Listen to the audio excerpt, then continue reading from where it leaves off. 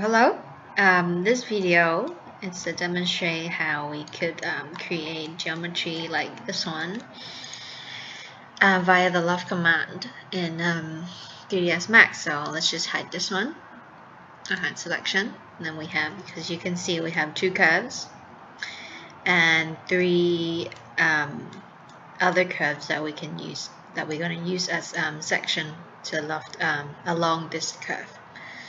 So when we select this, and we can go into the create panel, and underneath compound objects we can see the loft command. We select loft, and we go into the creation method and go get shape, and then we click on the section that we would like to loft, and then there you have it.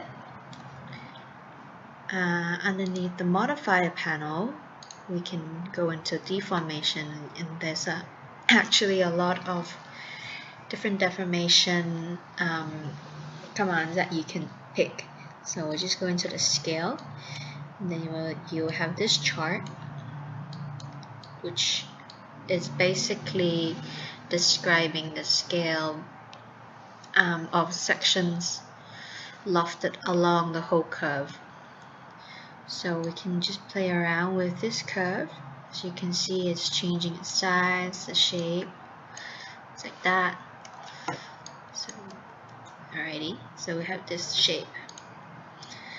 From there we can actually tessellate it and make it more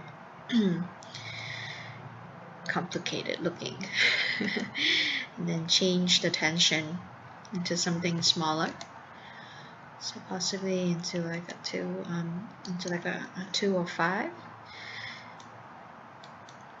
Okay, and then we can go into we can put a lattice over this object and then tune down the radius.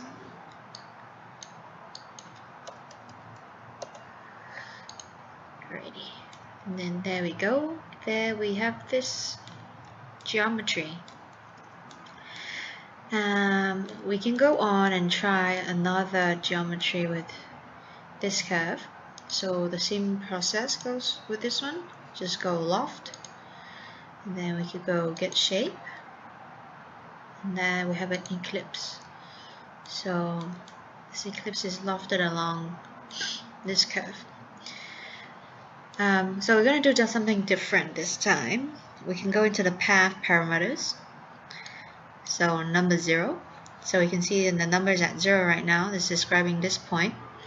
When we set the number to 100, the point shifted to there.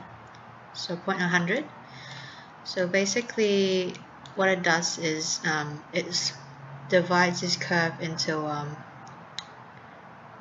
a percentage. So if we go into 50,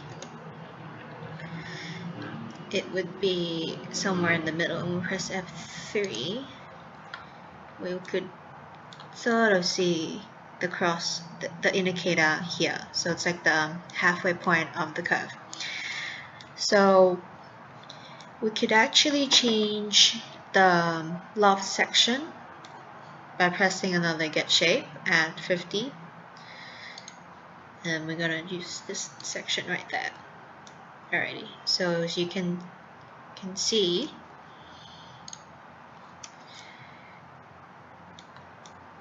so it changes from the eclipse shape into this section that we have created from the midpoint with a transition in itself. So this actually looks a bit too big inside, so let's go into the deformation and then we can scale it down again.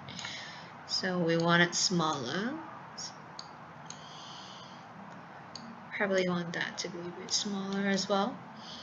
So as you can see, it's a better transition right there. You want that to be a bit bigger. Ready. Then we can put a turbo smooth over this one. There we have it.